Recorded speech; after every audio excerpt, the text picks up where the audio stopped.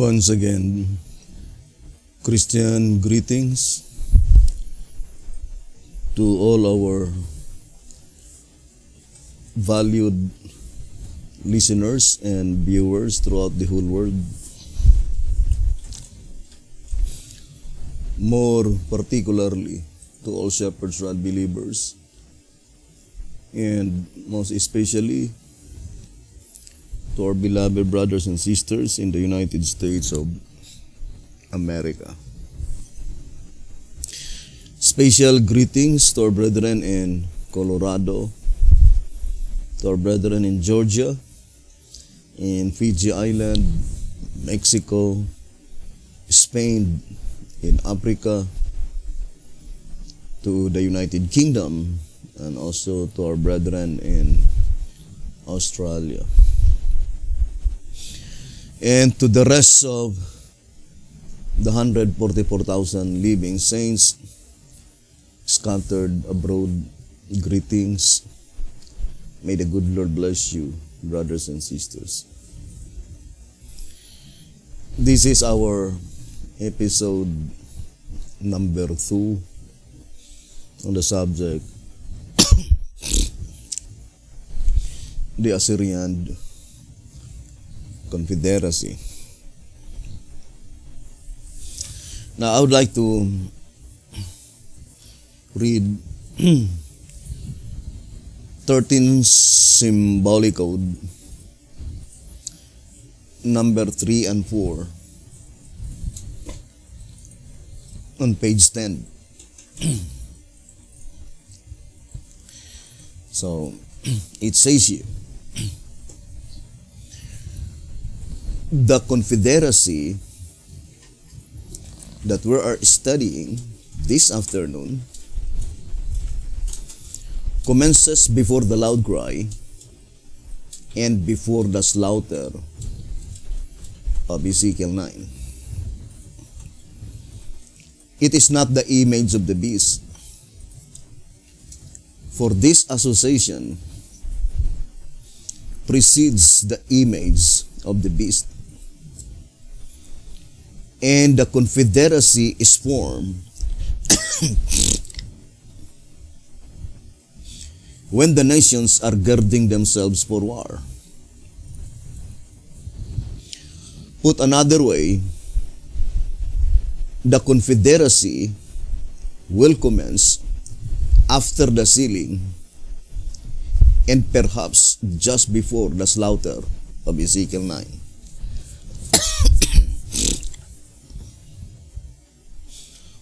Moreover, it is in the time when the Christian nations are united that the woman, Babylon, will sit on the 7 heads. Revelation 17, verse 9. Depicting also the union of the churches under Babylon. All those who are not expecting the confederacy, but instead are expecting next the reassertion of Roman Church supremacy, or the Battle of Armageddon, or something else, are going to fall into this snare, for it will appear to them harmless and perhaps even a good thing, but it will be their trap.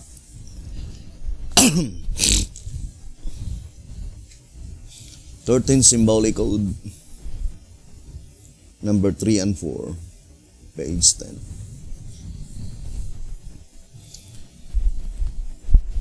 So, those people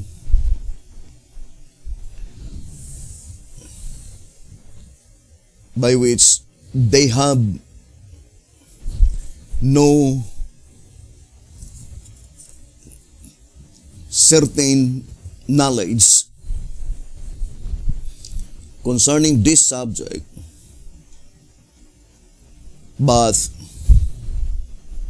the only thing they knew is the assertion of Roman Church supremacy, or the Battle of Armageddon, or something else. The voice of inspiration says, they will fall into the snare. For it will appear to them harmless.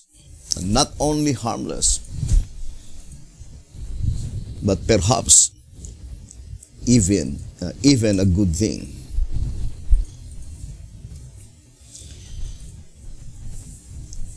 The shepherd's rod plainly told us that this confederacy will commence before the loud cry of the third angel's message. This confederacy will commence before the slaughter of Ezekiel 9. And this confederacy is not the image of the beast. For this predicted event precedes the image of the beast. And the reason that this confederacy is formed, because of such threatening war. When the nations are girding themselves for war. But one thing for sure, this confederacy will commence after the sealing of the 144,000. And perhaps just before the slaughter of Ezekiel 9. But such confederacy is formed in the time when the Christian nations are united. But I would like to directly apply to the 50 states in the United States of America. That this confederacy is formed in the time when the 50 states in the United States of America are united. That the woman Babylon, or that woman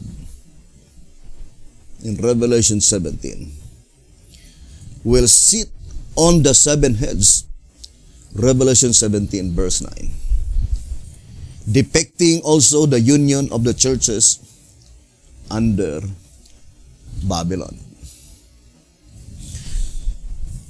Now, I would like to connect the old symbolic code.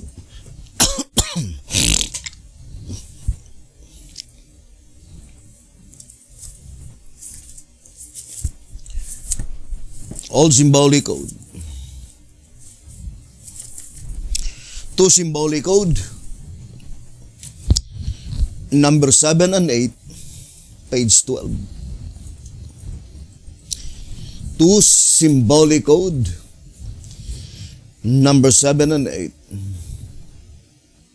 page 12. Will the churches unite before Ezekiel 9?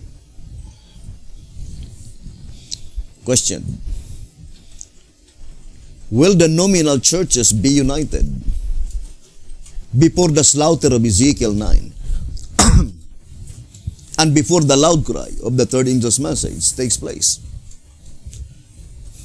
Answer.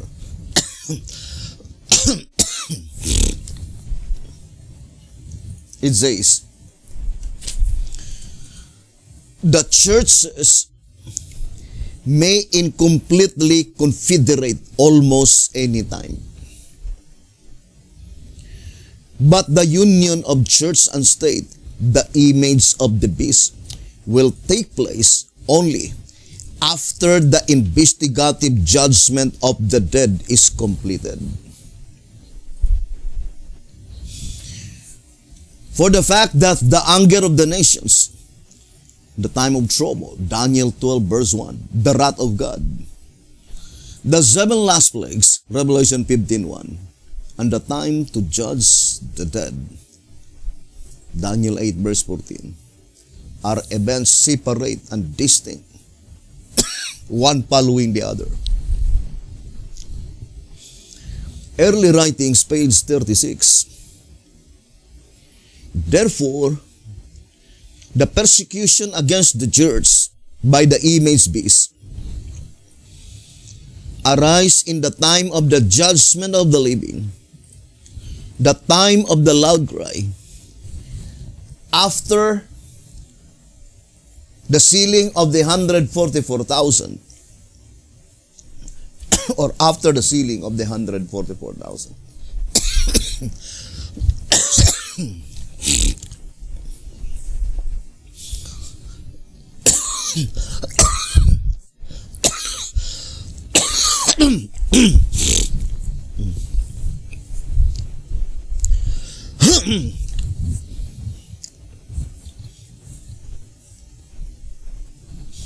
Now let us connect this reading to our first reading.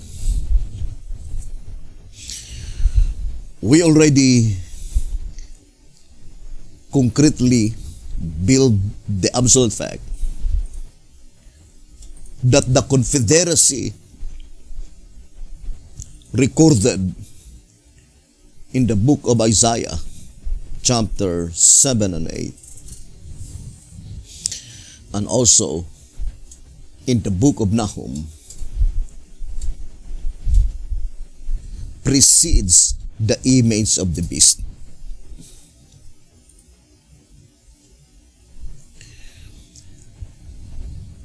And here the shepherd's rod plainly told us in 2 symbolic codes 7 and 8, page 12,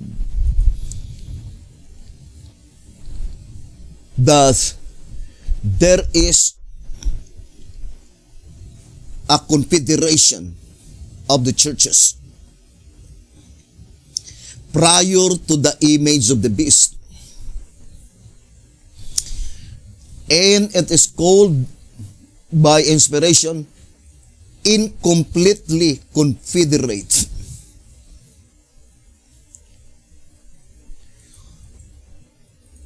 So, not all, because it says incompletely confederate almost any time. And that is represented by the woman sitting on the 7 heads. The one we read in 13 symbolic code 3 and 4, page 10. Because the image of the beast is represented by the woman riding on the beast.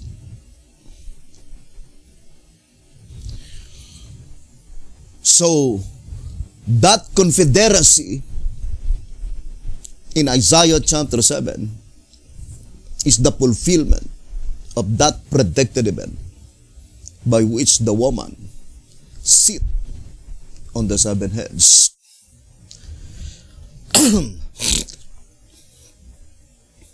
By which such predicted event precede the image of the beast by which it was illustrated by the woman sitting on the scarlet colored beast.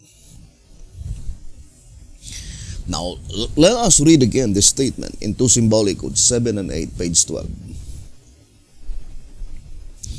Saying, the churches may incompletely confederate almost any time. Because the question is, will the nominal churches be united before the slaughter of Ezekiel 9 and before the loud cry of the third angel's message takes place? Who are they, the nominal churches? I would like to read first early writings.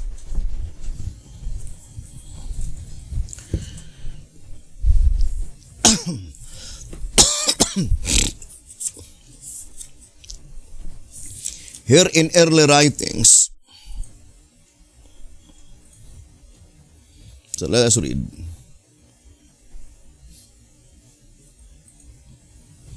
On page 299, nominal Adventists. Those who united in sounding the first and second angel's messages, but who rejected the third angel's message with its Sabbath truth, but nonetheless continued to espouse the Advent hope, are referred to by Mrs. White as the nominal Adventists, or those who reject the present truth. Also, different parties of professed Advent believers. In our early literature, these people were also referred to the first day Adventists.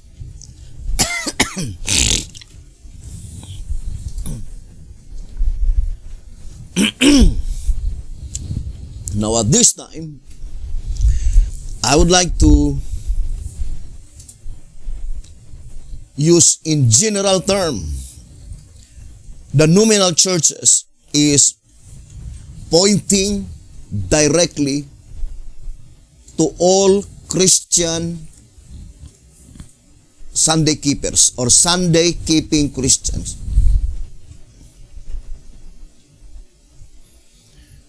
That all of them will be united before the image of the beast. And such union of all Sunday keeping Christians was illustrated in Revelation 17 verse 9, that the woman are sitting on the seven heads.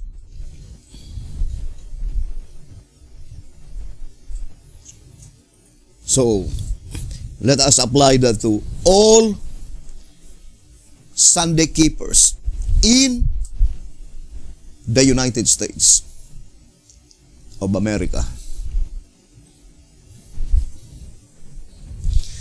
Now, let us read again. Two symbolic codes, 7 and 8, page 12. The churches may incompletely confederate almost any time, but the union of church and state, the image of the beast, will take place only after the investigative judgment of the dead is completed.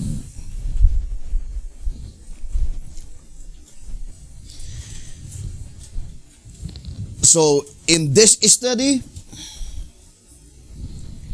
without any doubts, there is no possibility that you could be able to ascertain clearly such predicted event if we have no knowledge concerning the proceedings in the heavenly sanctuary. For the voice of inspiration is plainly telling us that the image of the beast will take place only after the investigative judgment of the dead is completed.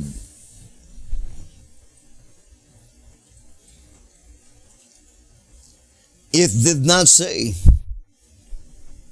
investigative judgment of the dead was completed. Plainly indicating the order of events that immediately when the investigative judgment of the dead is completed, then the image of the beast is formed.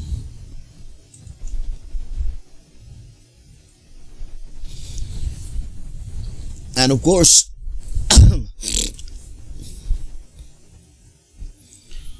we also called it the mark of the beast system. And also, we know that the image of the beast is represented in Revelation 7 as the four winds.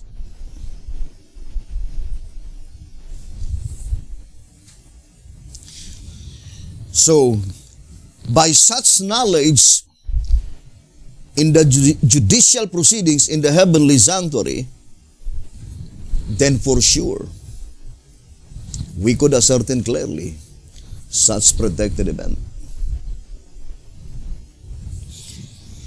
So, in this reading, we can easily understand that the Confedaracy recorded in Isaiah chapter 7 and Isaiah chapter 8, or the book of Nahum, will be fulfilled prior to the time when the judgment of the dead in the heavenly sanctuary is completed. Because that association precedes the image of the beast, by which the image of the beast, according to the voice of inspiration, will take place only after the investigative judgment of the dead is completed.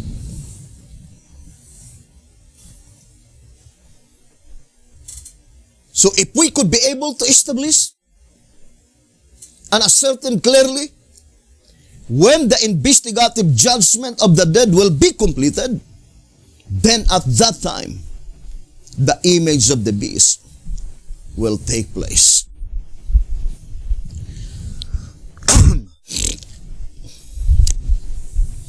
Remember, brethren, concerning the judgment that pertains to the dead,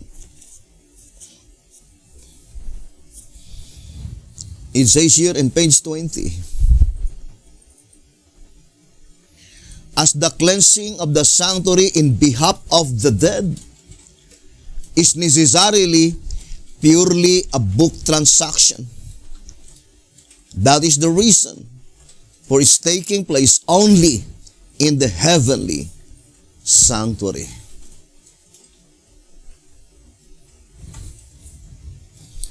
So if we'll be talking about the judgment that pertains to the dead, the only proceedings takes place only in the heavenly sanctuary.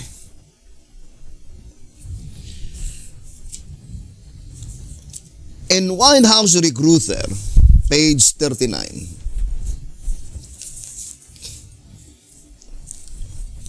it says here, all who have perused these pages to this point have surely become aware of the fact that even this very restricted representation of the additional message, that of the judgment of the living, gives in itself tremendous power and force to the three angels' messages. Early Writings, page 277. But in what way is it to give absolute power and force to them? First, by bringing to light the heretofore unrevealed aspects of the judgment, and then subsequently by freeing God's people from both sin and sinners, thereby bringing into existence the long-looked-for purified church, that looketh forth as the morning, fair as the moon, clear as the sun, and terrible as an army with banners. Song of Solomon, chapter 6, verse 10. Prophets and Kings, page 725. A veritable powerhouse indeed. But in this reading, I would like to focus our attention to the statement, all unrevealed aspects that pertains to the judgment. And I think the only aspect that had been revealed since 1844 pertaining to the judgment is the commencement. The commencement of the investigative judgment of the dead commenced in October 22, 1844. But here the statement, it says that the image of the beast will take place only after the investigative judgment of the dead is completed.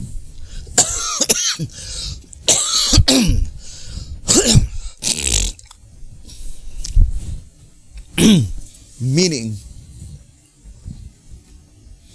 the word completed, the judgment that pertains to the dead is close.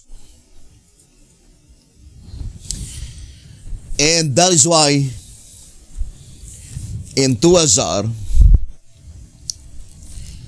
164 saying that when Jesus Christ, our high priest, shall begin the atonement for the living, there must be a message of present truth. Sounding of the trumpet, urging everyone to lay hold on the Lamb of God, which is Jesus Christ, by which only can he in figure come to the sanctuary, confess his sin, and secure his life. Unless the close of the judgment for the dead and the commencement for the living be made known to us, we would have no present truth, while the judgment for the living is in session. And in 2 SR 220, it says, let's read the statement given by the shepherd's rod. If God, 2 SR 220, if God so faithfully revealed to the living the commencement of the judgment for the dead, it cannot be possible that he would keep secret the time of the judgment for the living. If he did, we would have no present truth in the time of the last seal. Neither could there be justice in such secrecy, nor could such judgment be legal. 2 SR page 220, or in other words, God will not begin the proceedings that pertains to the living without sending information that the judgment that pertains to the dead is close.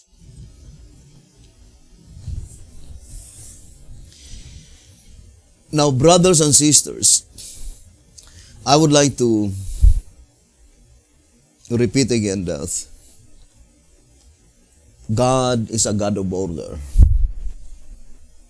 He's not the author of confusion. 1 Corinthians 14:33. And God distinctly separates the proceedings in the holy place and the proceedings in the most holy place. But at this time, I would like to say that the preposition for judgment for the dead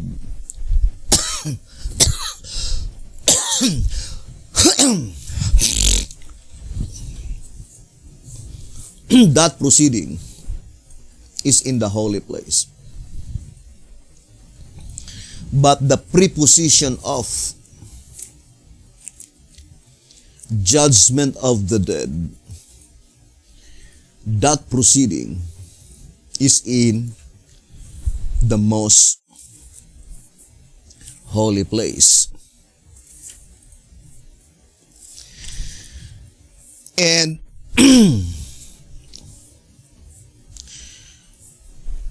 I would like to read to SR 181. The midnight cry was first proclaimed prior to 1844. And the coming of the bridegroom was Christ coming to the most holy place in the heavenly sanctuary for the investigative judgment of the saints. The investigation being in two sections. First, the judgment for the dead, and the second, for the living. The cry must be repeated. Otherwise, we would have no present truth for the time of the judgment of the living.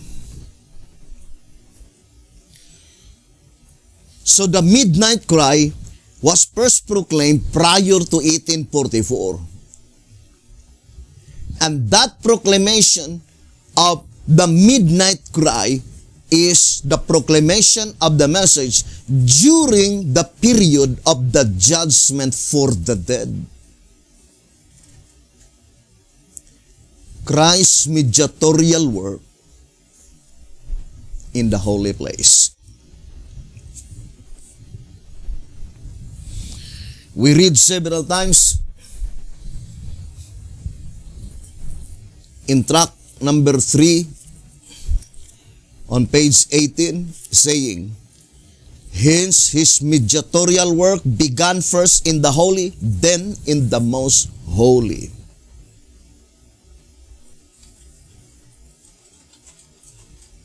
When does Christ's mediatorial work began in the holy place? That is the proclamation of the midnight cry, beginning in 1833. 10 years. From 1833 to 1844, that is 10 years. Typifying the Feast of Trumpets, 10 days, in Leviticus 23, verse 24 to verse 27. That before the high priest shall enter the most holy place, there must be a Feast of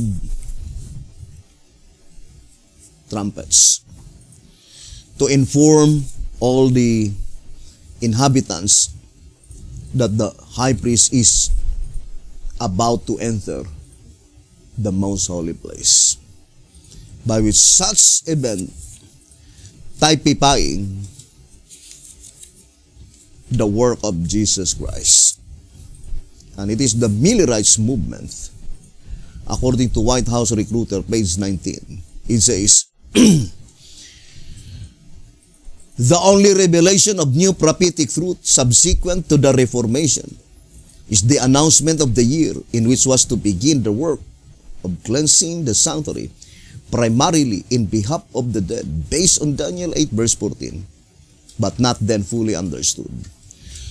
As its announcement was made by the first day Adventists, it necessarily follows that they were the third group of servants. with a new and distinctive message, and as is well known, they started proclaiming in the year 1833, announcing that the cleansing of the sanctuary was to commence in the year 1844. Thus in 1833, the clock of parabolic time struck in the hour of 6. White House Recruiter, page 19. But our main subject is when does the judgment of the dead will close?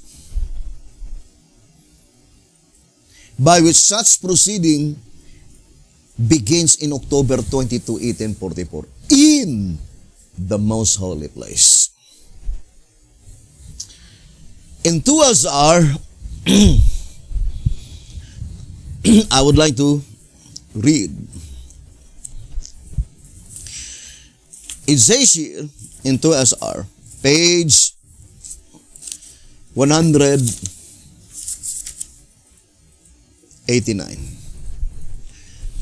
2SR, page 189. It says,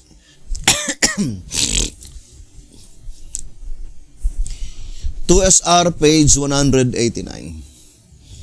During Christ's ministration in the holiest of all, which is a throne of judgment. You see, throne of judgment, of blotting out sins and granting of rewards. To SR page 189. Therefore, the work of Jesus Christ in the most holy place is divided into two divisions.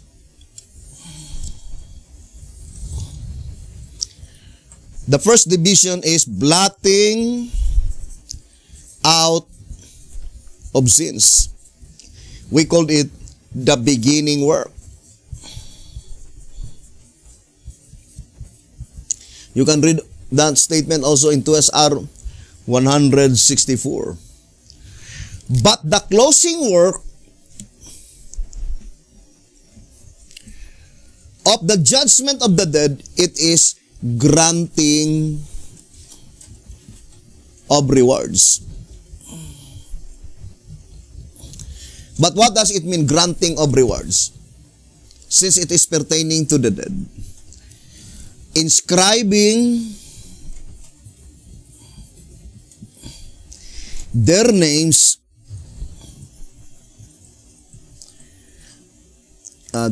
in the book of resurrection.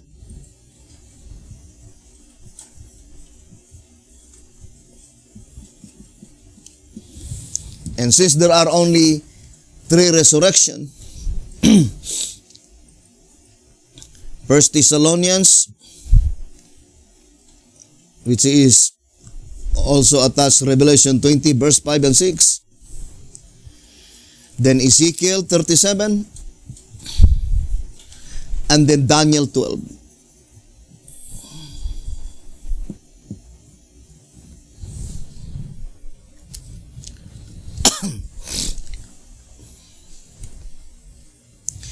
Therefore, in such illustration, the statement in 2 symbolic code, number 7 and 8, on page 12,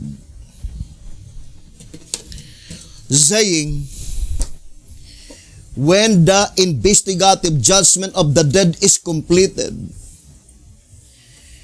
that must be pertaining to the closing work. But especially to the inscribing of the names of the righteous represented by the altar. Those will be resurrected in Daniel 12, verse 2.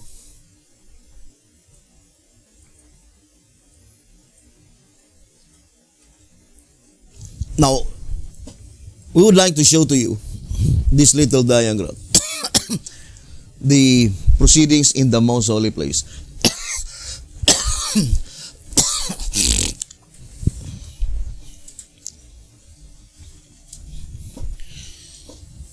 To have a clear view of the coming events.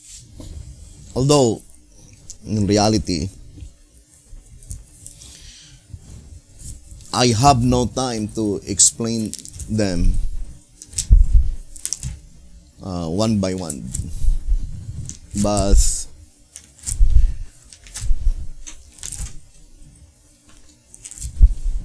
I think it is beneficial to okay. So where is the last proceeding in Daniel 12?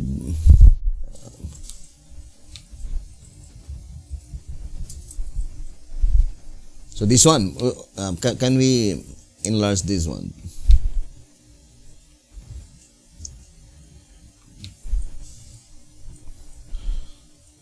So here you can see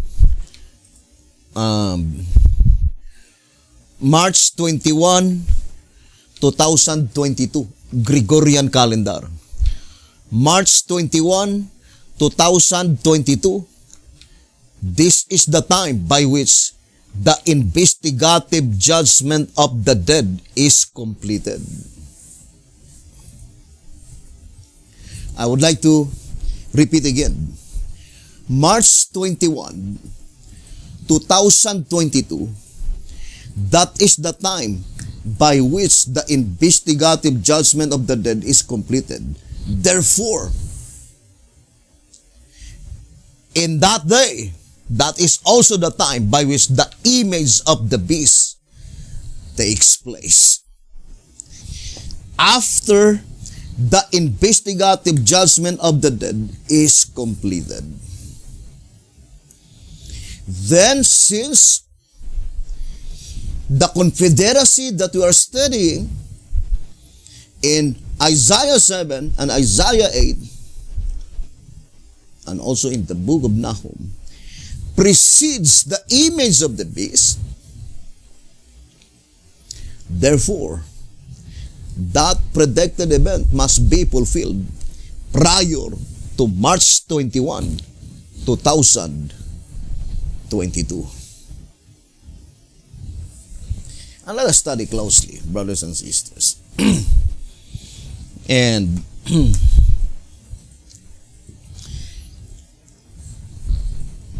I am not bothered whether there must be people listening this message or not. My only duty is to proclaim the message.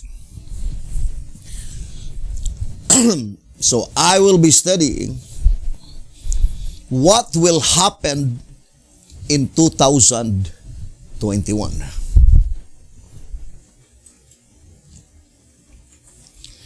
What will happen in 2021?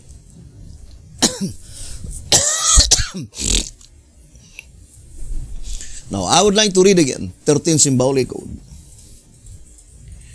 3 and 4, page 10.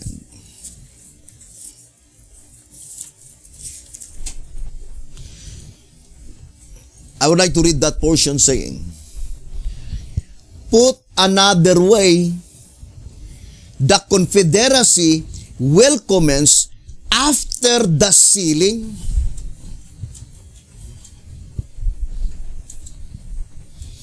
and perhaps just before the slaughter of Ezekiel 9.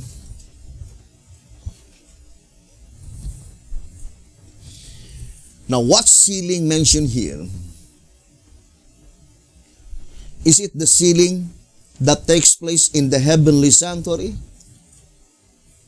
Or is it the sealing that takes place on the earthly sanctuary?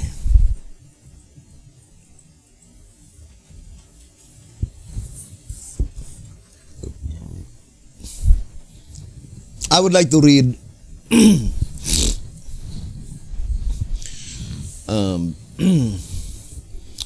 answerer number 5.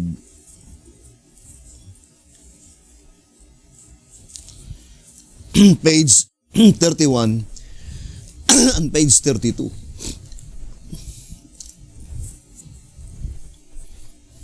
Now, I would like to read. Is it he, or are we to look for another?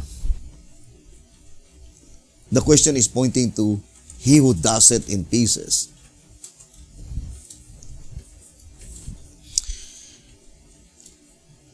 The tract does not by name identify the one who does it in pieces.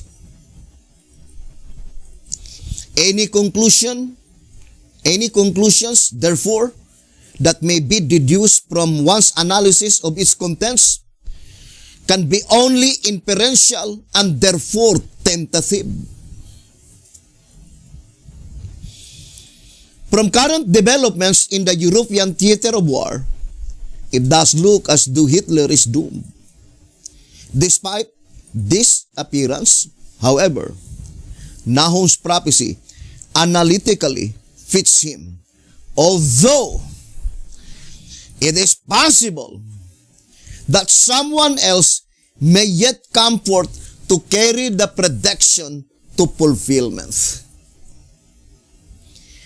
And if during this war, the prophecy does not meet its entire fulfillment, then it must be that the sealing of the saints is yet incomplete. The work of the message unfinished. The first fruits not ready to stand with the Lamb on Mount Zion.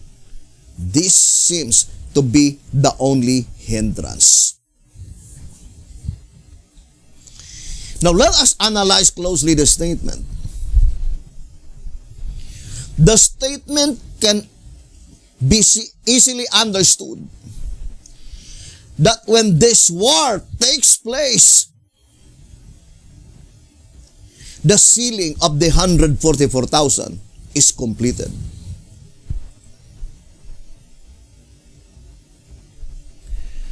That when this war takes place, the 144,000 are already ready to stand with the Lamb on Mount Zion.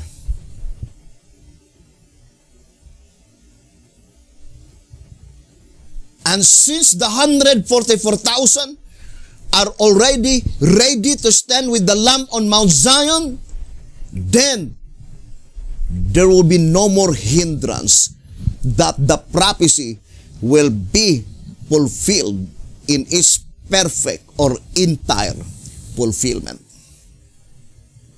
Because that is the reason why the prophecy did not fulfill in its perfect fulfillment. The entire fulfillment of the prophecy had not been carried out at that time for the reason that the sealing of the saints is yet incomplete. For the reason that the work of the message unfinished. For the reason that the first fruits not ready to stand with the Lamb on Mount Zion. Therefore, when the 144,000 brothers and sisters, all of them are sealed,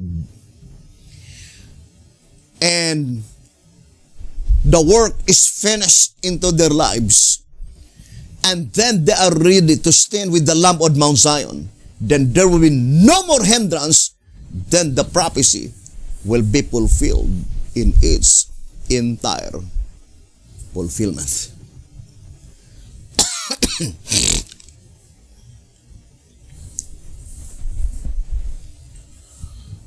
First of all, I would like to say that at this time, by the logic of events, I would like to read again track number 12. On page 76. in these verses, the personal pronouns of the two antagonists, the king of the south and the king of the north, are not traceable by grammatical law, but only by the logic of events. Not only the king of the north and the king of the south, but all the entities in Daniel chapter 11 are not traceable by the grammatical law, but only by logic of events. That without any doubt, the one who does it in pieces at this present time in the fulfillment of the prophecy is none other than China. Now, I would like to read track number 12.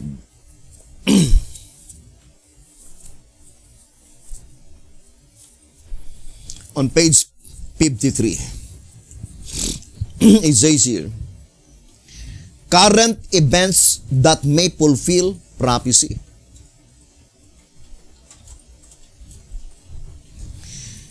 Current events that may fulfill prophecy. Because the boon of contention among the angry nations of today, I would like to address the word today, 2020. Because the boon of contention among the angry nations of today, year 2020, is the world's markets.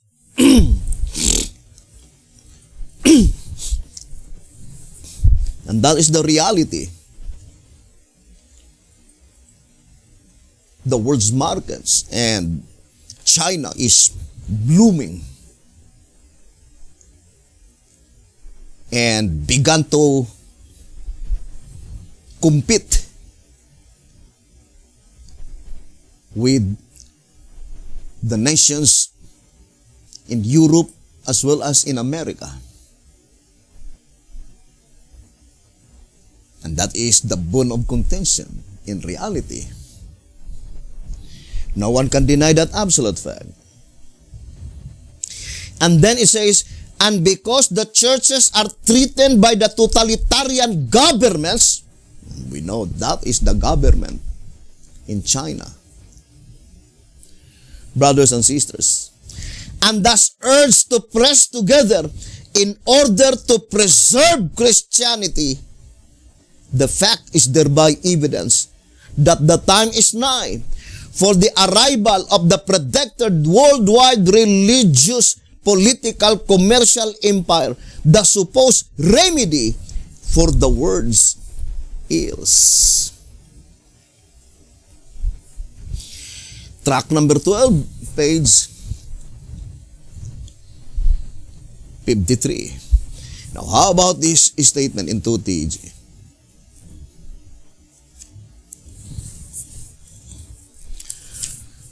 Let's read. Here in 2TG, number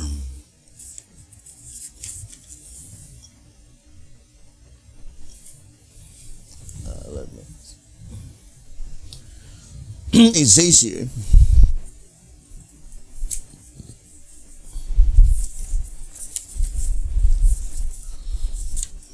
here the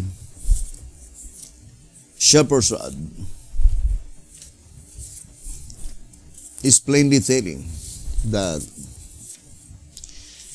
communism, 2TG 41, page 19, page 17 rather. The world sees communism as a hydra-headed monster behind a bush. And the nations are already, so to speak, smiting their knees one against the other while they look at it. Without any doubts, 100%, the communism mentioned here in the fulfillment of the prophecy, none other than China. It says, their safety, however, does not depend on fear and armament, nor on the man we elect for president. The reason why some people thinking that they need Donald Trump as the President of the United States of America because China is threatening them, such communism. And they thought that only Donald Trump can solve the present predicament. But the voice of inspiration says, no, it does not depend on any man we elect for president, but on God. On Him who holds the earth in space and who still rules the affairs of mankind from the dawn of history till today. The great nations that have fallen fell when they were best armed and most independent of God. This should be a great lesson to all, but who realizes it?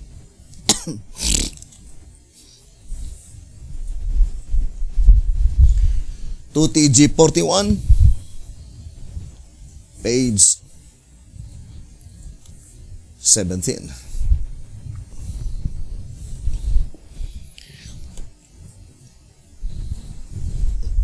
Now, brothers and sisters, according to 2 Symbolic Code number 1, page 8, America is a prophetic nation. America, United States of America, is a prophetic nation.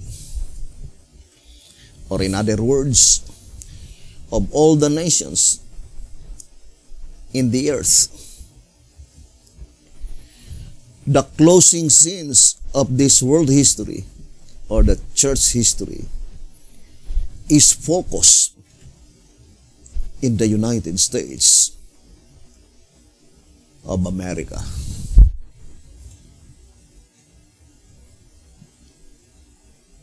Will America survive?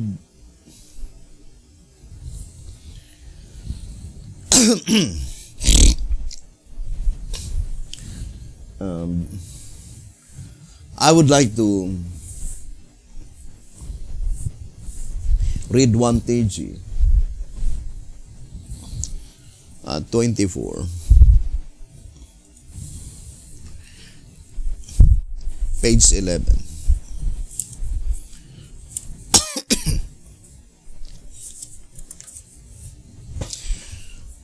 One TG 24, page 11.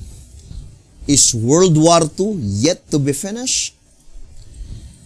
Saints yet to be delivered. And it says, by Nahum.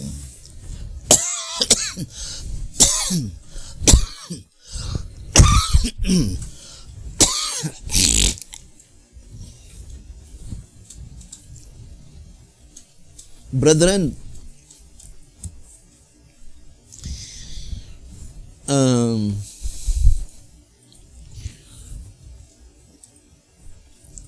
of all the things ever recorded in the Bible, it is the prophecy that had been most guarded by God. And the truth is that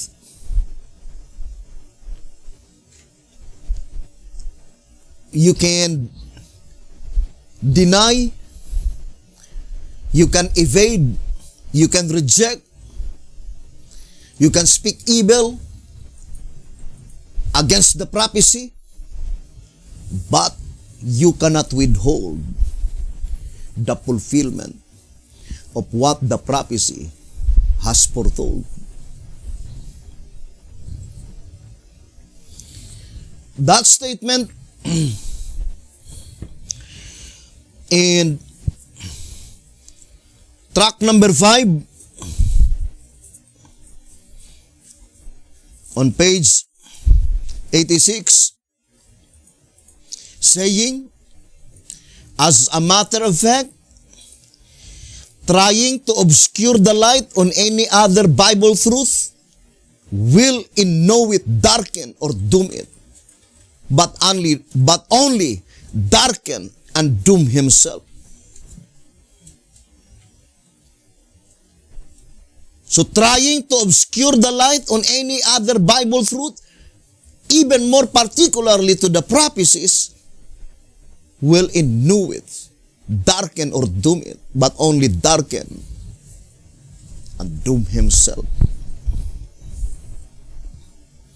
So let us honestly study the Bible. Brethren,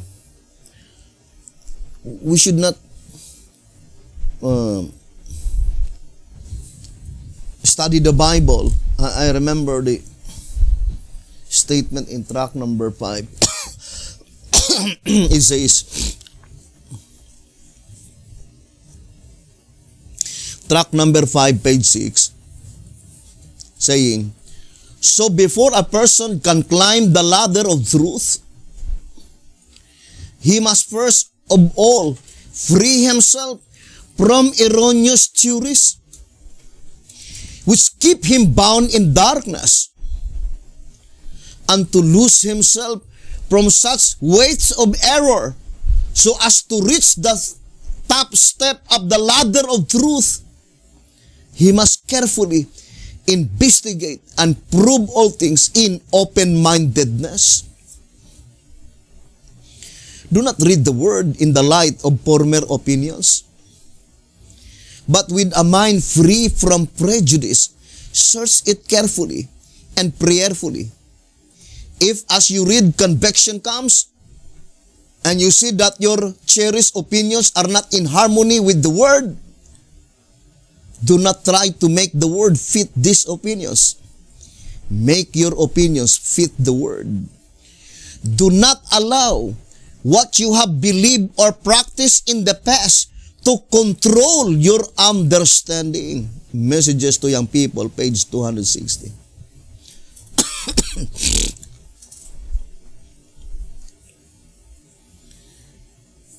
For example, brothers and sisters, if you were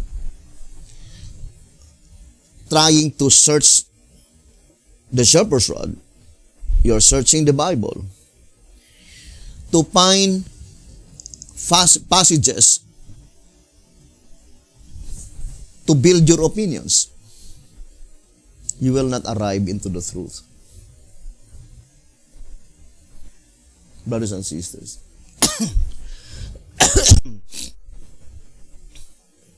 and that is why I admonish all the Bereans, try to find positive answer. Nahum 1 verse 4.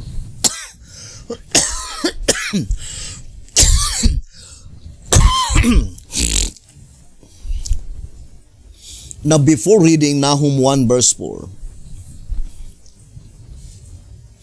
let us read 1 TJ 24:11. It says here, this afternoon, we are to study the book of Nahum. The burden of this entire book, 3 chapters in all. You see, 3 chapters in all. So the whole chapter 1, the whole chapter 2, and the whole chapter 3. So let us read again. This afternoon, we are to study the book of Nahum. The burden of this entire book, 3 chapters in all, is concerning 2 separate people. So, the particular object in view, if we will be studying the 3 chapters of the book of Nahum, projecting 2 separate people. 2 separate people according to the shepherd's rod.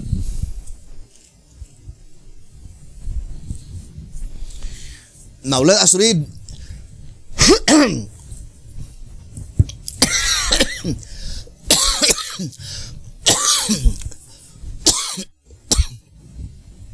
again to remind, track number 14. On page 34.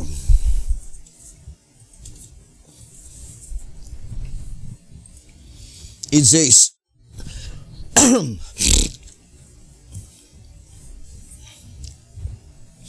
track number 14, page 34. Foretelling to Daniel the work of this wicked power. To repeat again, the wicked power mentioned here is the exceeding great horn.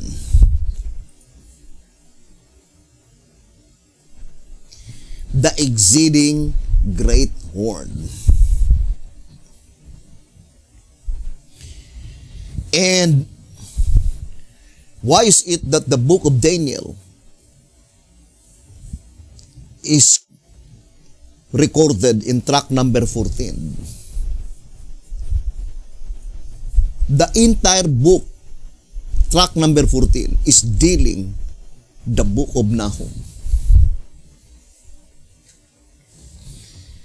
And accordingly, so let us read again the statement in 1TG 24.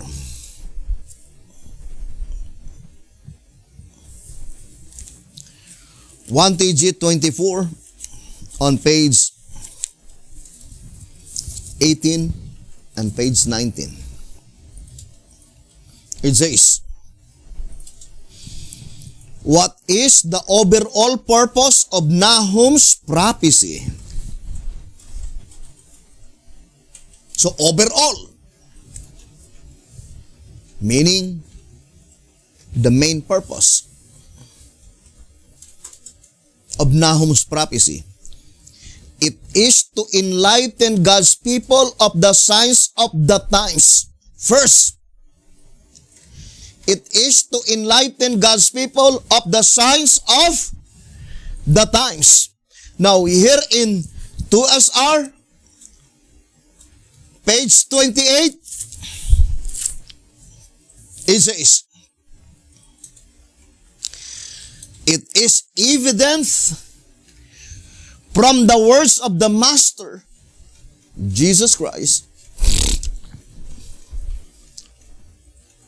2SR page 28. It says,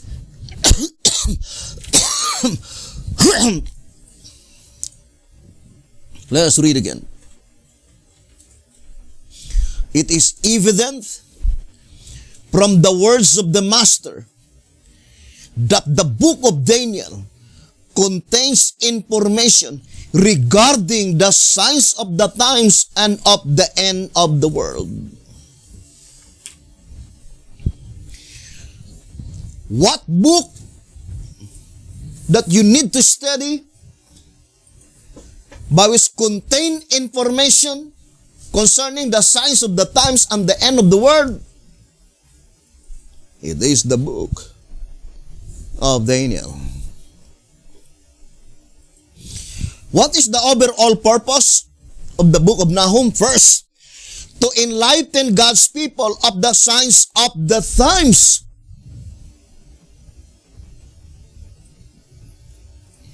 There is no possibility that you could understand correctly the entire book of Nahum unless we have a complete understanding concerning the book of Daniel.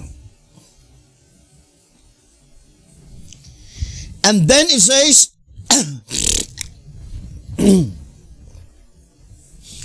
1TG 24, page 18 and 19, to make them aware that the great and dreadful day of the Lord is at hand.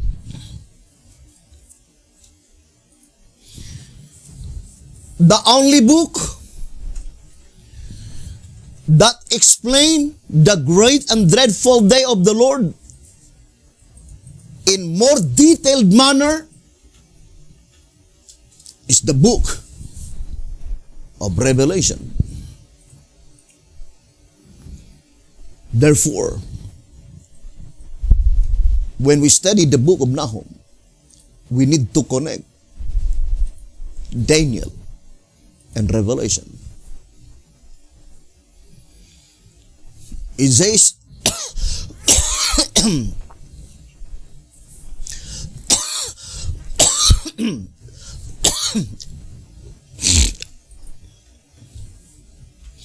to make them aware that the great and dreadful day of the Lord is at hand, that the purification of the church, the judgment in the house of God, 1 Peter 4:17, is soon to take place, that the wicked shall not much longer be in their midst, that the redemption of the righteous is at hand, that they must not fail to perform their God-given duties.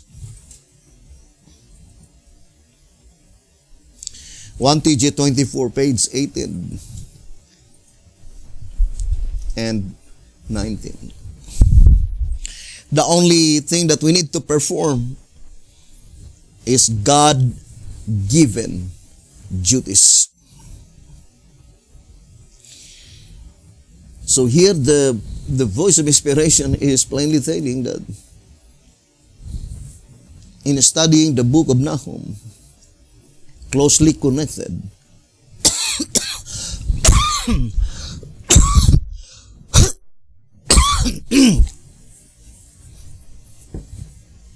the proceedings in the heavenly sanctuary, for the shepherds should connect 1 Peter chapter 4 on verse 17. Now, let me read to you some passages. For example, 1TG number 11, page 11,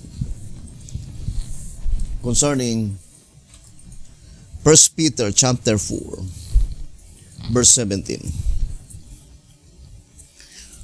1TG number 11, page 11.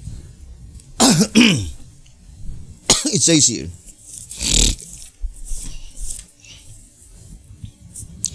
One TG number 11, page 11. So only those who survive the judgment for the living in the house of God, 1 Peter 4:17, those whose names are not blotted out from the book, Revelation 3 verse 5, will comprise the church, among whom are to be 144,000 sons of Jacob, Revelation 7 verse 3 to 8. And when Michael stands up, then those whose names are left in the book will be delivered from the trouble such as never was. Daniel 12 verse 1.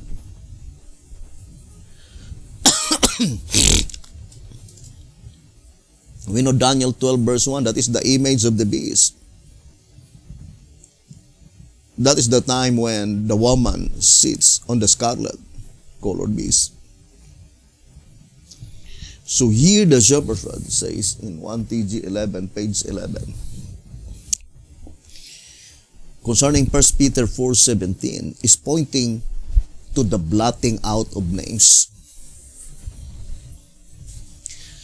And only those whose names were not blotted out will have such divine protection.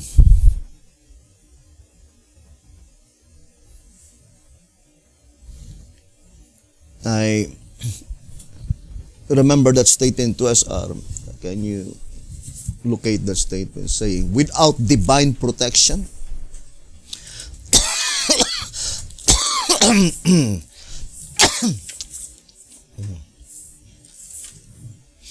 or what will happen to those people at that time by which they will have no divine protection?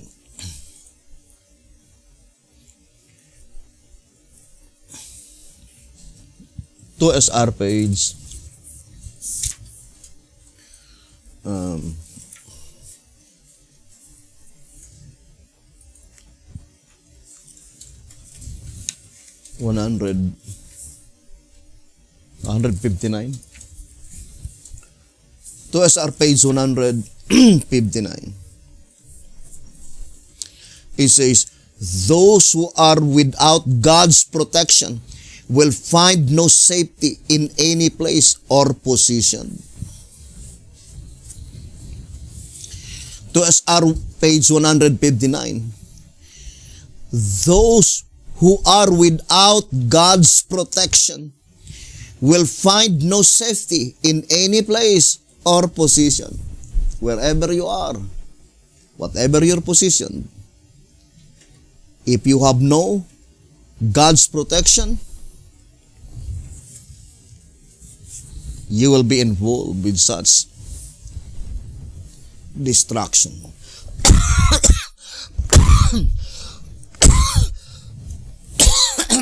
And here in 1 TG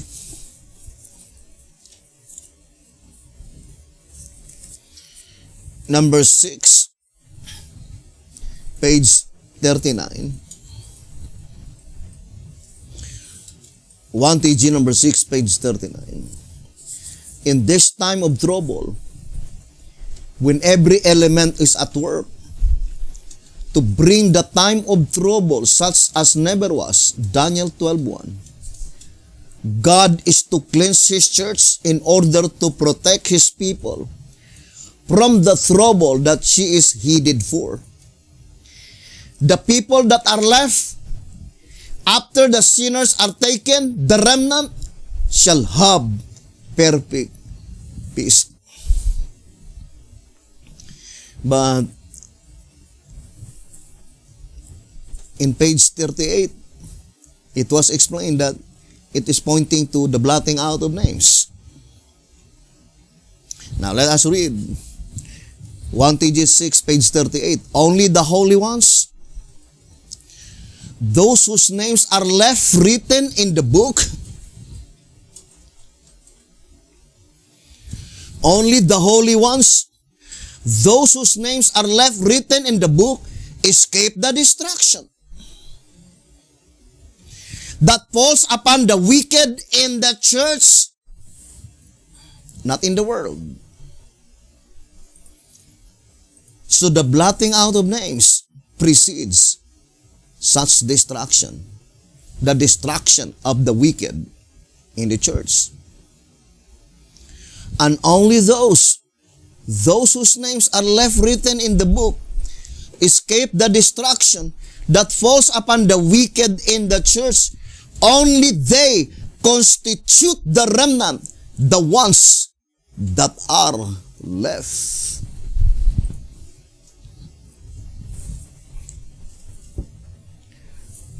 One TG number 6, page 38 and page 39. Now let's go back to the reading. And to find out that statement in 1 TG 24:11, saying that the entire chapters of the book of Nahum, three chapters, is to portray two separate people.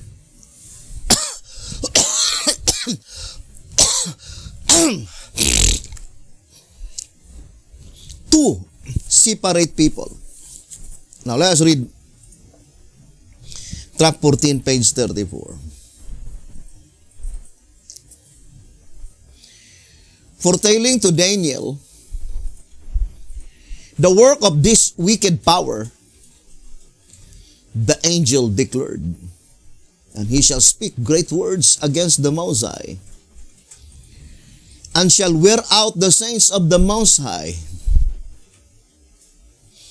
and think to change times and laws, and they shall be given into his hand until a time and times and the dividing of time. Daniel 7 verse 25. As a natural consequence, therefore, the type ancient Assyria finds its double in the power which in the Middle Ages broke up the church-state union. And as that union was dissolved by the present Protestant nations, the conclusion inescapably follows that modern Assyria reaches down to our day, thus certifying the fact that Isaiah's prophecy is correlated with Nahum's. So we have the book of Nahum, connect to the book of Isaiah, connect to the book of Daniel, and also to the book of Ezekiel. Now let us read again track 14, page 8 and 9. Very evident it is that this aggressor power, who does it in pieces, girds himself for war. In the day when the chariots have such blazing lights, powerful electric headlights, that they resemble flaming torches. In the day of this phenomenon, the fiercest, the great rulers of earth, Ezekiel 31, verse 1 to 14, shall be terribly shaken. Track 14, page 8 and 9. Why is it that the great rulers of the earth will be terribly shaken? And who are they? The great rulers of the earth mentioned here. Ezekiel 31, verse 1 to 14.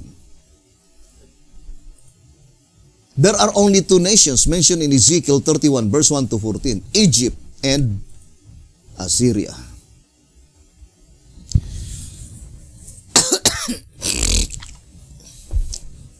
So, now, we focus from verse 3 to verse 14, because only verse 1 and 2 mentioned in Ezekiel 31 pointing to Egypt. But from verse 3 to 14, it is concerning Assyria. And also Isaiah 7 and Isaiah 8.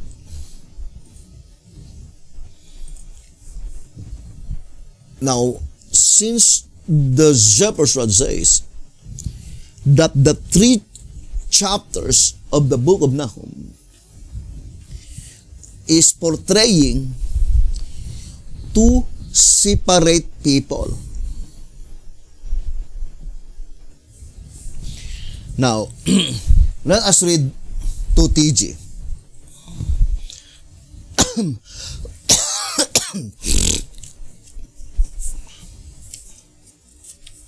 So let us read the statement.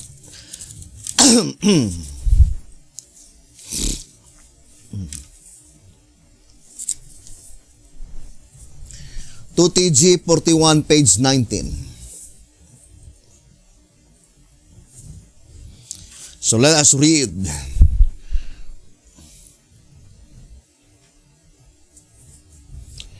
the statement, brothers and sisters.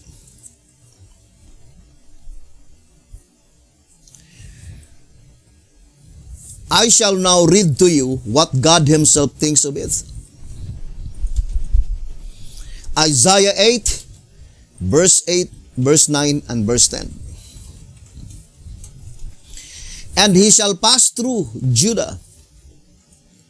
He shall overflow and go over. He shall reach even to the neck. And the stretching out of his wings shall feel the breath of thy land, O Emmanuel. Associate yourselves, O ye people, and ye shall be broken in pieces. And give ear, all ye of far countries, gird yourselves, and ye shall be broken in pieces. Gird yourselves, and ye shall be broken in pieces. Take counsel together, and it shall come to naught. Speak the word, and it shall not stand. For God is with us.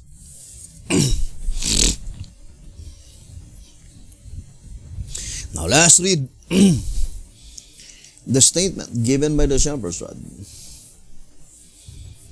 According to Matthew chapter 1 verse 23, the name Emmanuel belongs to Christ. And by interpretation, it means God with us. Plainly then, the exclamation, O Emmanuel, shows that inspiration is speaking to Christ. And since he could not be thus addressed before he was born of a woman and received the name Emmanuel, it is obvious that this association of peoples is to be found in the Christian era, in the era in which Emmanuel lives. But we already explained that it must be in the last generation of men. In the last or in the closing scenes of the Christian dispensation. Why? Because this Assyria is the Assyria in the time of the end. When the great and dreadful day of the Lord takes place, which is the judgment that pertains to the living. Now let's read 1 TG.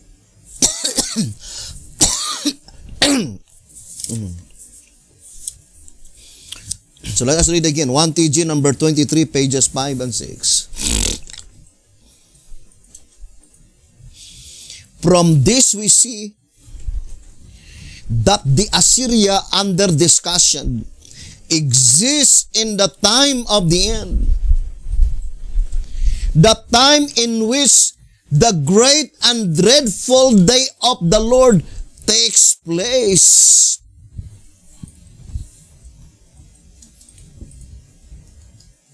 And B.T. Hotep says that the great and dreadful day of the Lord is still ahead in their days.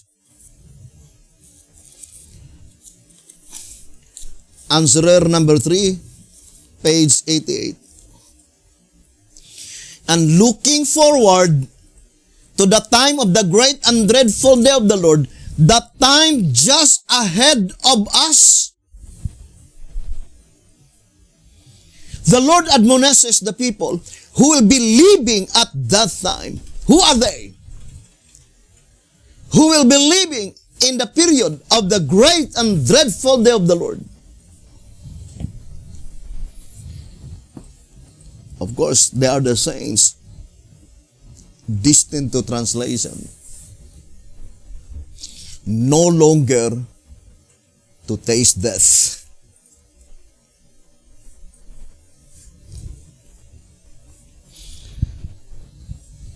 I would like to read track number 4.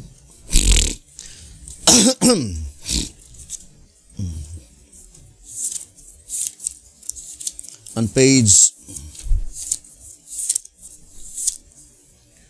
60 and page 61.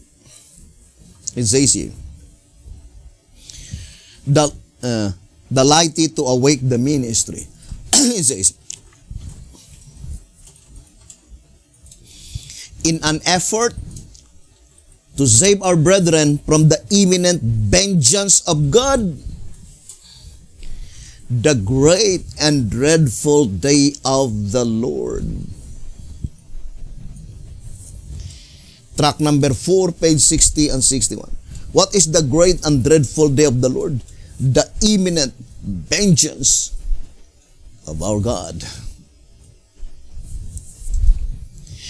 And that is concerning Isaiah 61, verse 1 and 2.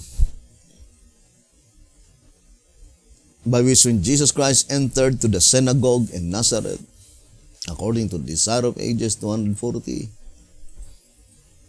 when he read Isaiah 61, verse 1 and 2, he omitted the phrase, the day of vengeance. Because that is not the perfect fulfillment of the prophecy.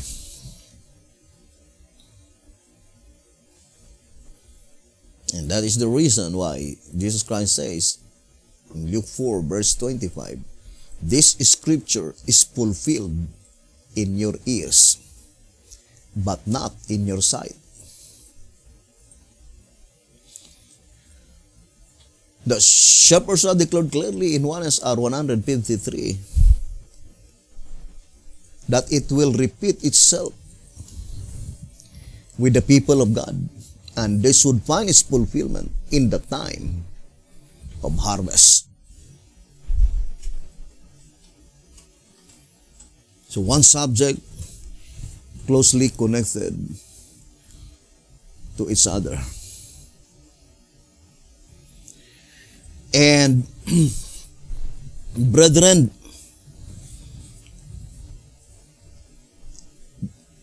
the mere fact that it is called the vengeance of our God, the great and dreadful day of the Lord,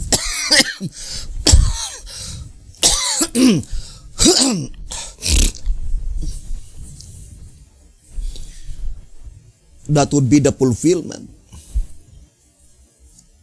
that Syria, Assyria, and Israel will receive God's divine judgment.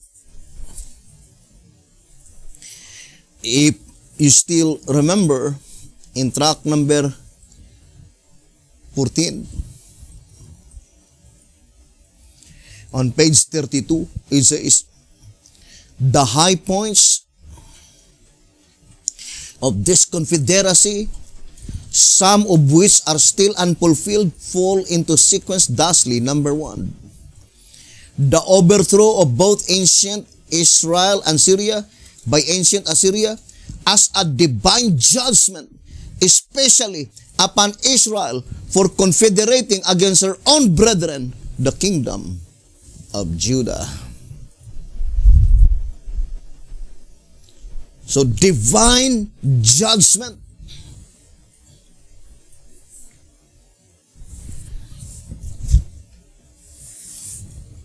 And it is also one of the only remedy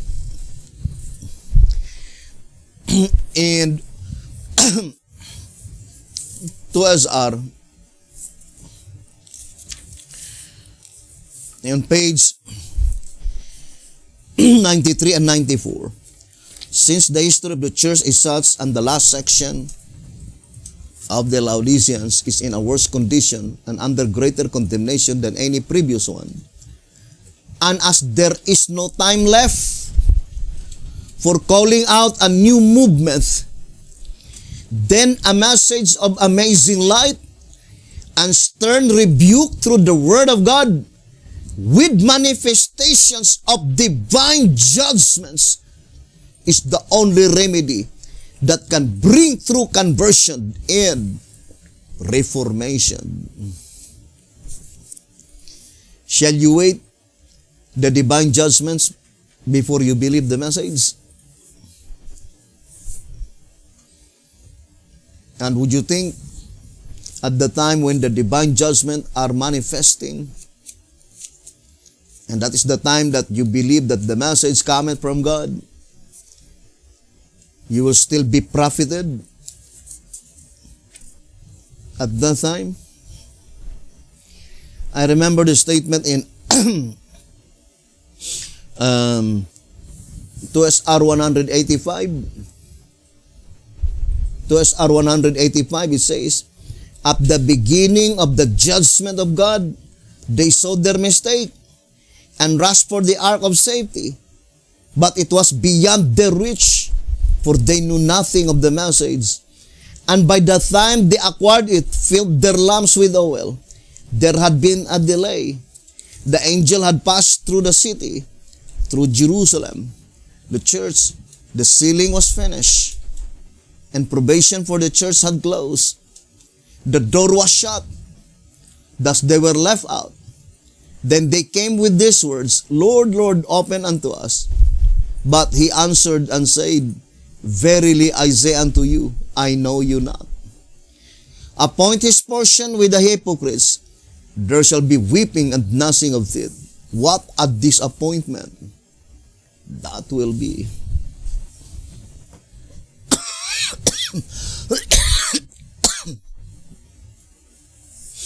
Now, I would like to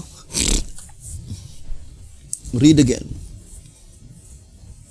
the statement in 2TG 41, page 19, and I would like to proceed to the next paragraph. It says, now the statement, take counsel together, and it shall come to naught. Speak the word, and it shall not stand. For God is with us. Plainly says what I tried to tell you, that the nations, including the churches, have left Emmanuel, God with us, out of their plans, that what they are trying to do, they are doing on their own initiative and resources. For the words God is with us, coming from one who is not with the assemblies of the people, clearly implies that Emmanuel is not with them, and that therefore their work shall come to naught. 2TG 41, page 19. Now, that is very plain. Brothers and sisters, I would like to make an illustration. Now, the subject is Assyria and Nineveh. Now, for example, this nation is represented by Assyria. The entire nations left Emmanuel.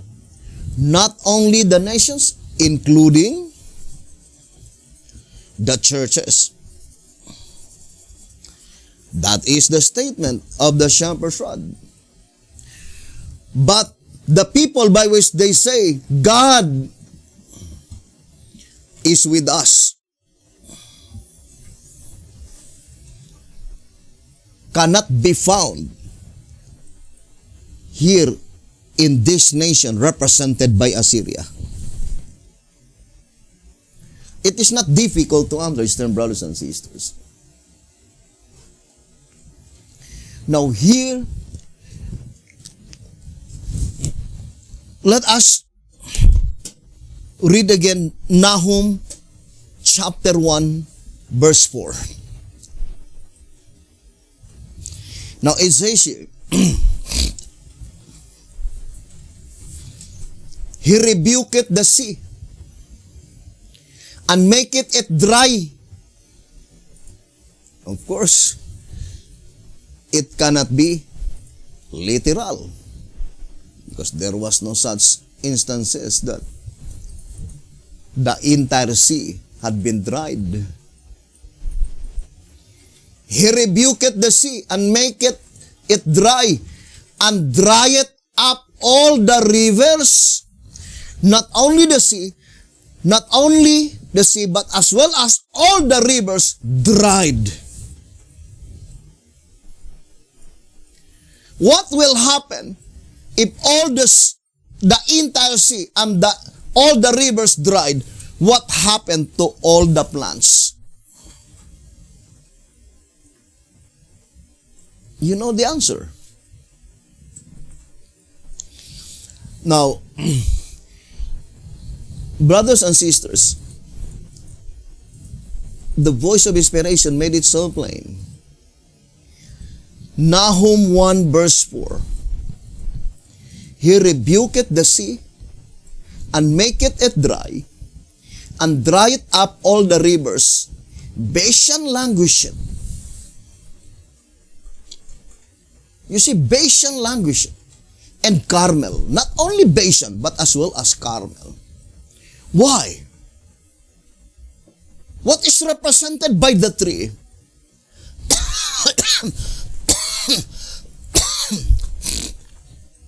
And I think not only the tree, as well as all the fish. They cannot survive without water.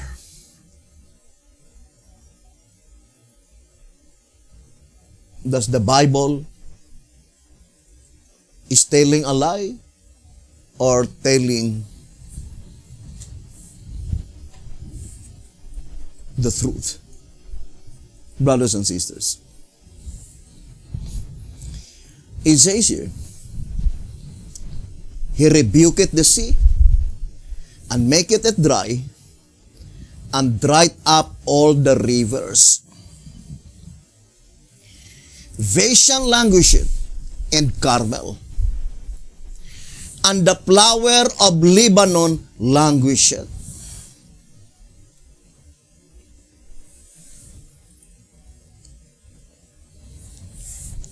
I would like to give you an example here in the Bible in Isaiah.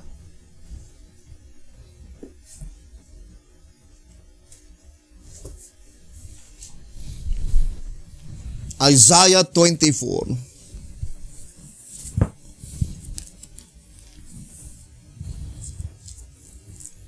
On verse 4.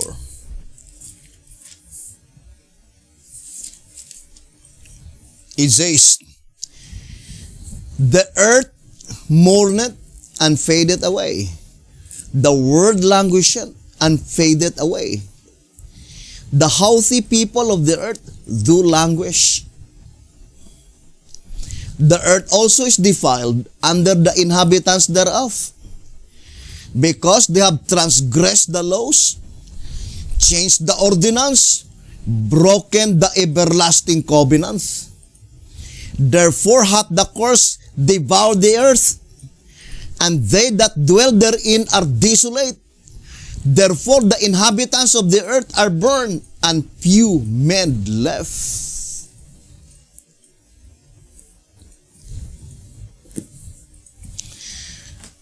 Now, I would like to read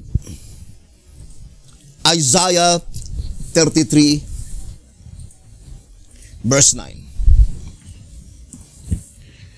Isaiah 33, verse 9. Let us read. It says, the earth mourneth and languisheth. Lebanon is ashamed and hewn down. Sharon is alike a wilderness. And Bashan and Carmel shake off their fruits.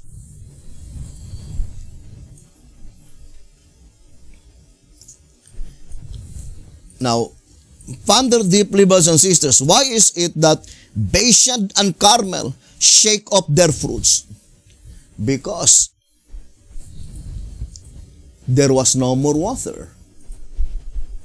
So the fruits mentioned here must be unmatured.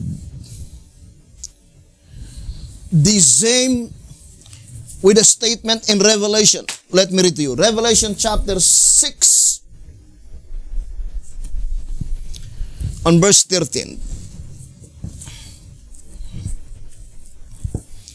Revelation chapter 6 verse 13.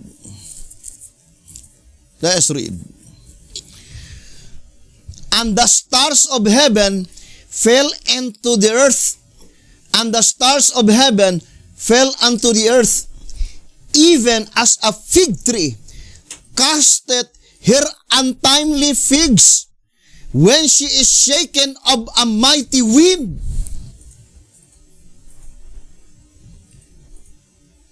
What kind of fruits? Untimely figs. The word untimely meaning such fruit did not reach into spiritual or maturity. Because the only thing that can reach spiritual maturity is the present truth. It is the present truth, brethren. And how could such fruits reach to spiritual maturity while it is dried? Brothers and sisters, there is no green thing,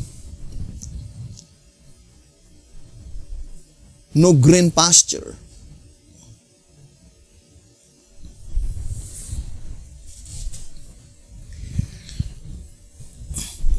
I would like to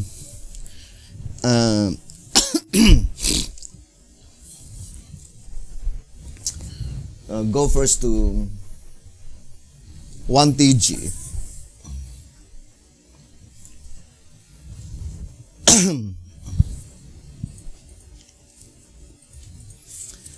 And in this study, brethren,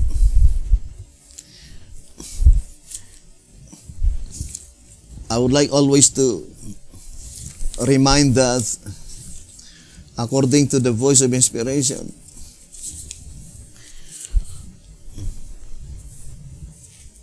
we can, I would like to read that reading in 2SR.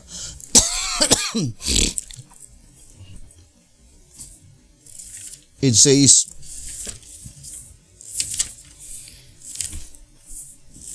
that page 18,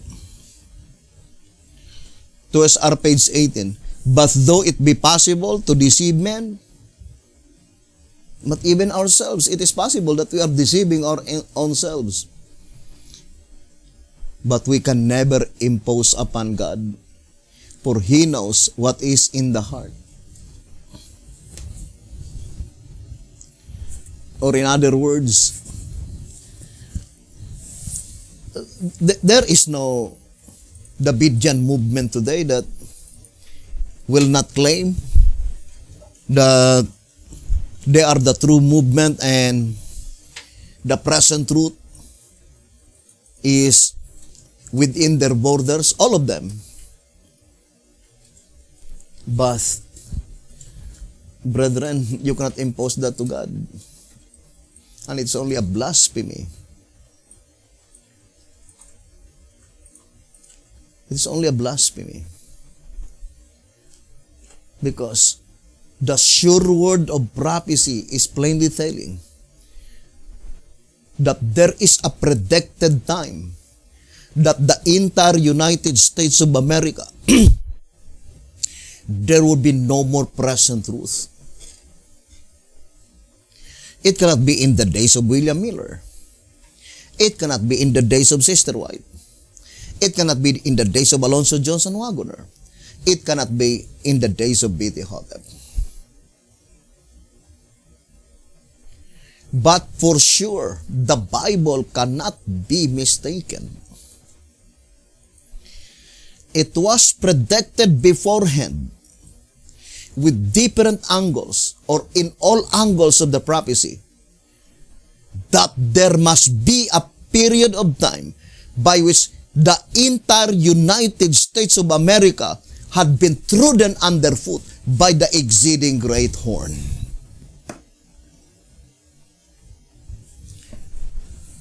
Brethren, by the prophecies only can we prove or disprove. That is the statement in tract number 6, page 4. By the prophecies only can we prove or disprove, know what we believe and believe what we know, and with safety accept or reject any message.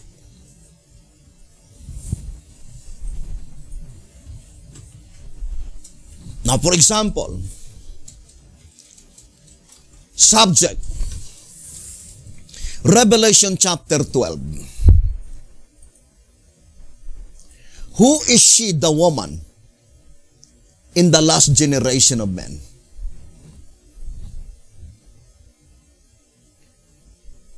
Of course, that is the particular object in view. The woman is clothed with the sun.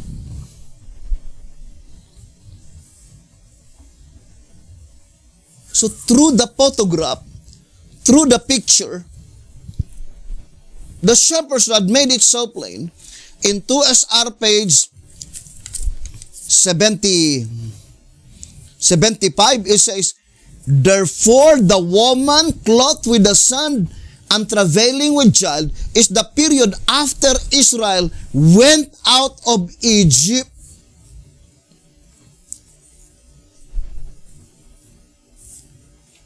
Went out of Egypt. What is the United States of America? Antitypical Goshen. And Goshen is a part of Egypt. That is the specific place by which God's people abandoned and they went into the wilderness. 1SR page 76, the land of Goshen stands as a symbol of the United States of America in which the church came into existence.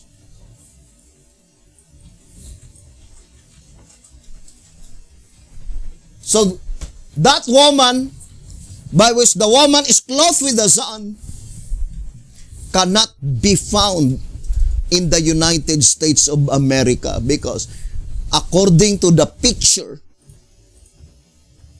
pictured out with unmistakable evidence, she was no longer in Egypt. And Goshen represent the United States of America. How about Zechariah chapter 6? In Zechariah chapter 6,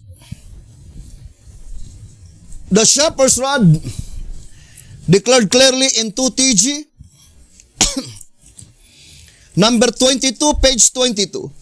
God's Spirit, having been silenced in the North Country, must denote that the messages of God in the North Country were generally rejected, especially the one of the fourth chariot, which caused the Spirit of truth to turn away and to bring truth no more through them, to be silent there, and that therefore there is not to be expected any truth through them. Do you believe this paragraph?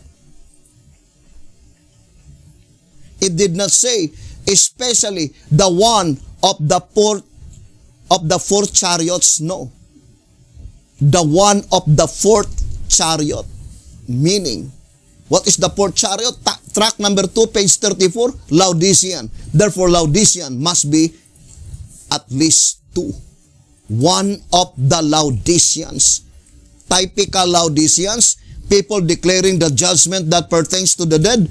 Antitypical Laodiceans, people declaring the judgment that pertains to the living. One of them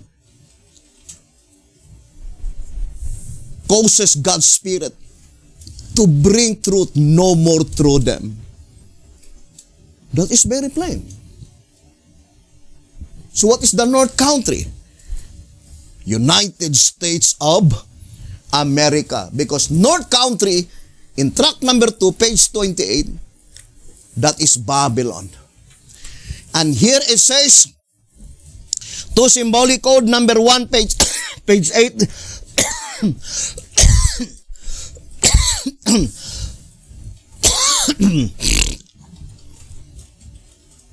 To symbolic code number 1, page 8. As the fulfillment of this prophecy is yet future, and that future mentioned here is this presidential election 2020. Although it was not yet decided who will sit such office, but this is the fulfillment of this predicted event.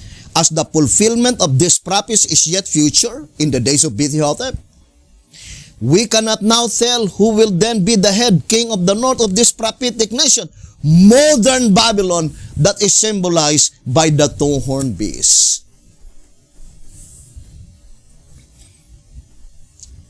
And how about Revelation 14 verse 8? 2SR 245. Very plain, brothers and sisters. There are two Babylons. The antediluvian world and post-diluvian world. The antediluvian world addressed only to churches, but the post-diluvian world addressed to nations. And that is United States of America. Not only the nations, but including the churches. And that is why this statement, brethren, in 2TG number 9, is pointing to the United States of America. I would like to read to you the statement. 2TG number 9, page 7. We know that the Spirit who leads into all truth and all knowledge is not himself led or taught by any man. Hence, why should we depend on any man that is divested of inspiration to pass judgment on inspired truth? The word points out that not men only, but even the nations are as nothing. The nations mentioned here is the United States of America, the 50 states of the United States of America. In the sight of God, it is nothing. Brothers and sisters, and there is no inspired servant in the United States of America. Now, to repeat again, here in 1TG 30, page 17, Isaiah 4 verse 1, it is wholesale deception. Why is it that it is wholesale? Because the entire vineyard becomes the dragon's headquarters. What is the vineyard? Track number 12, page 43. That is Palestine. And what is modern Palestine? 1SR 158, United States of America. And what happened to the vineyard? Becomes the dragon's headquarters. Or in other words, all the churches, all the movements within the United States of America had been defeated by the devil. It says here in track number 15, page 85 and 86, unquestionably, therefore the wilderness where the woman was now rest for the time being is the land of the Gentiles, and the woman's having flee from the face of the serpent in her homeland shows that the dragon had made the Holy Land his headquarters. But that is the time. And also here in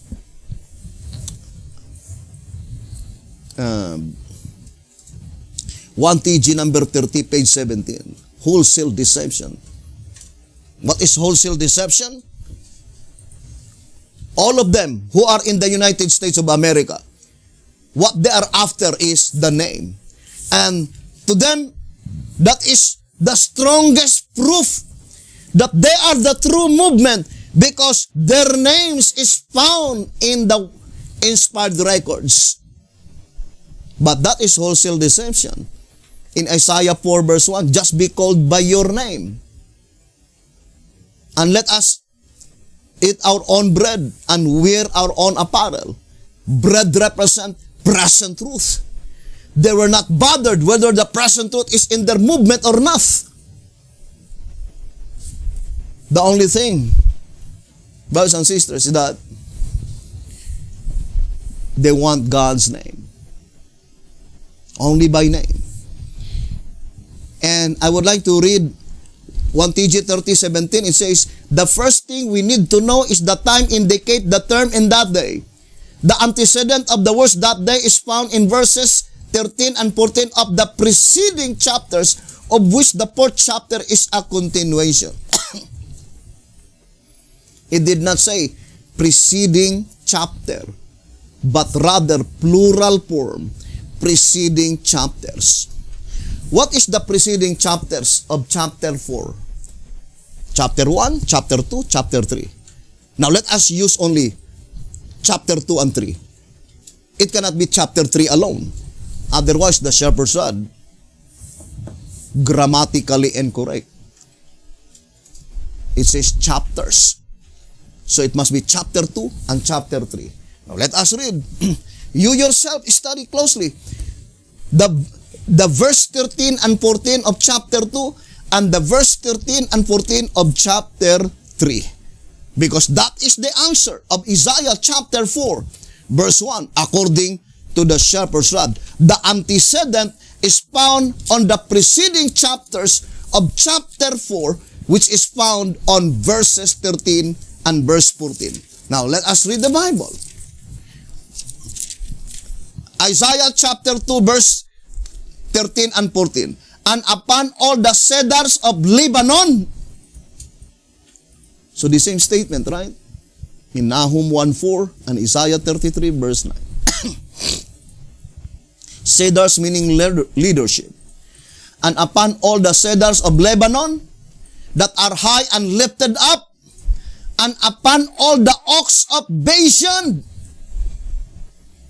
and upon all the high mountains, and upon all the hills that are lifted up.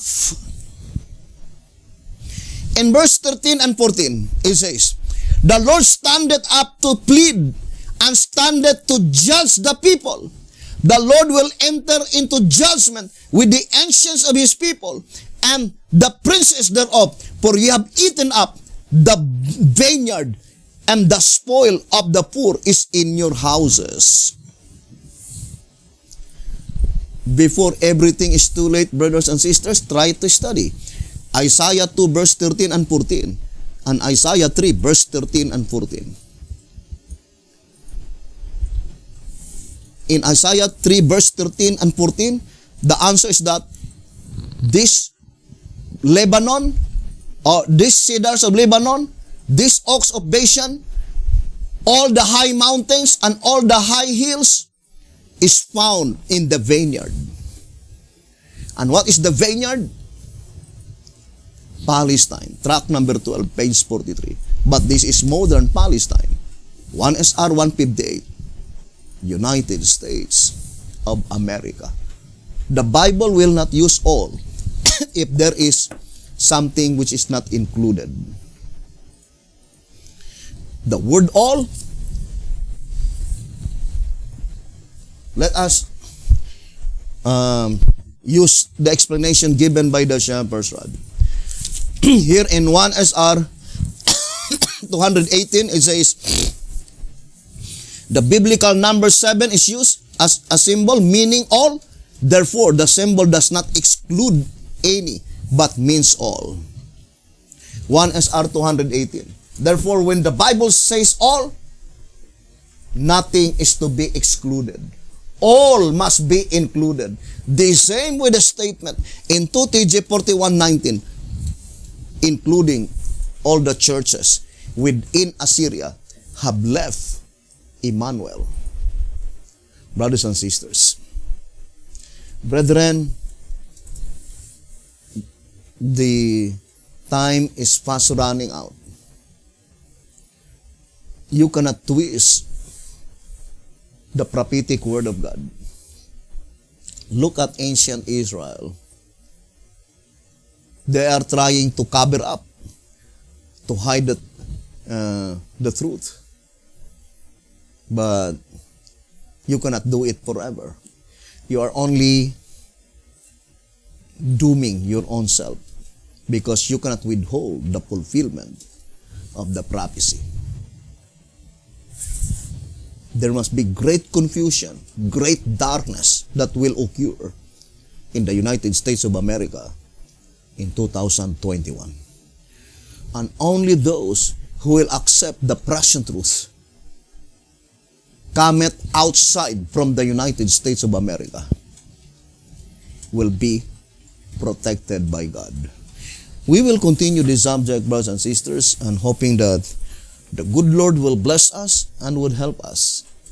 Hoping that you will study closely Nahum chapter 1 verse 4 and then explain who is the Bashan and Carmel there, by which it did not say the top of Carmel.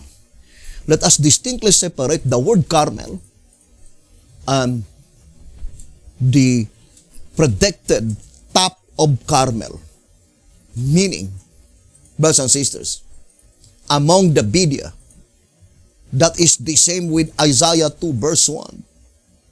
It was exalted by God above all mountains and above all hills. Meaning, God bestowed unto them the complete understanding of the plan of redemption. Plenty of green pastures. How could it be, brothers and sisters, how could it be that there will be green pastures in the vineyard when all the waters, both in the sea and all the rivers, dried up? Whether it grass or whether it trees, all plants cannot survive without water. And that water is the spirit of life. Let me read to you this reading. In 1 SR, it says here, 123.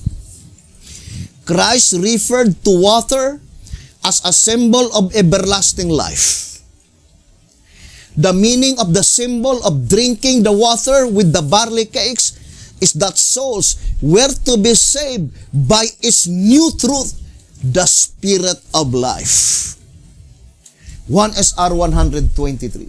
So that the significance that there is no more water in the vineyard, all the sea and all the rivers dried up, there is no more new truth, brothers and sisters.